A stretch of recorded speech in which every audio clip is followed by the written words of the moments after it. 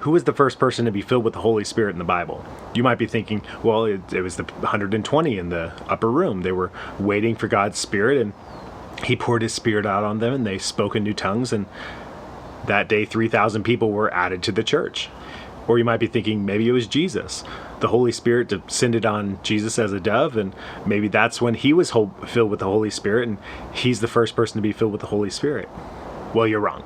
The first person to be filled with the Holy Spirit was actually way back in Exodus. Here, let me show you.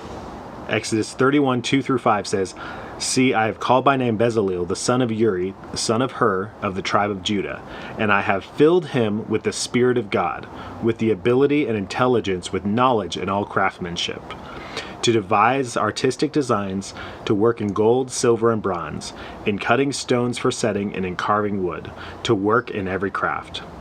You see, Bezalel, he was the first one to be filled with the Holy Spirit. He didn't start speaking in tongues or go out and preach a big message. You know what he did? He was a craftsman. God filled him with artistic ability and craftsmanship to be able to build the things that God had required the Israelites to have built. The tabernacle, the Ark of the Covenant, all these amazing things that are described later on in the next few chapters. Bezalel and his guys, they built it. You might be wondering where I'm standing right now. This is my dad's garage, his workshop that he worked my entire life.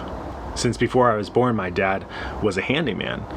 People would hire him to come and fix things here and there, and maybe it'd be a big remodel, maybe it would just be fixing a light switch for an old lady. But he would come and he would work on these things, and this garage, this workshop, is where all of his stuff was, where his base station was.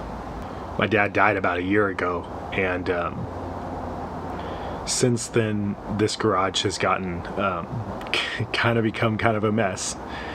He was never super tidy about it. He never kept anything super organized here, but it was still workable and still usable, and he used it every day.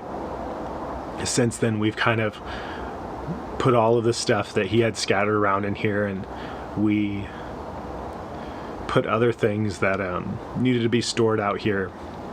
And so now somebody who needs to use this workshop, they wouldn't be able to get around and do the stuff that they need to do.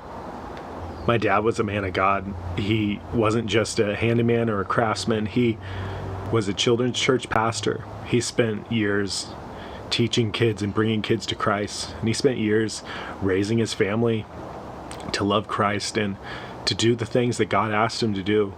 I believe that the way that the Holy Spirit fell on Bezalel is the same way that the Holy Spirit came on my dad, with the spirit of craftsmanship, with artistic ability.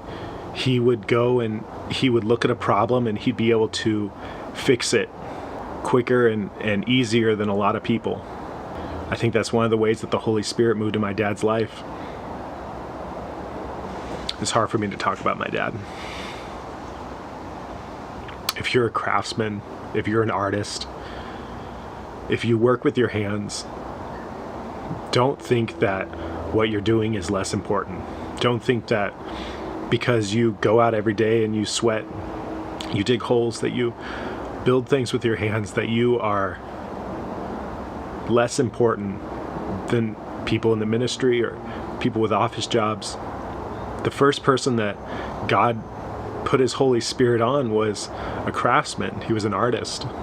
If you're a craftsman, then pray that God would send his Holy Spirit to come on you the way that the Holy Spirit came on Bezalel, and to be able to work with your hands and to be able to produce amazing things with what you do. God doesn't just care about preachers and evangelists. God cares about people who make things. God cares about craftsmen and artists too. This video is a little bit more emotional than most of my videos. Thanks for watching. If you like this video, hit the like button. If you're a craftsman in any way, you work with your hands, you're an artist, you build things, you fix things, let me know what it is that you do in the comments below. I'd like to hear from you. And let me know how I can help you and how I can pray for you. If you haven't yet, hit subscribe and hit the bell. That way you get notifications every day when I come out with a new video like this. Thanks guys, I'll see you tomorrow.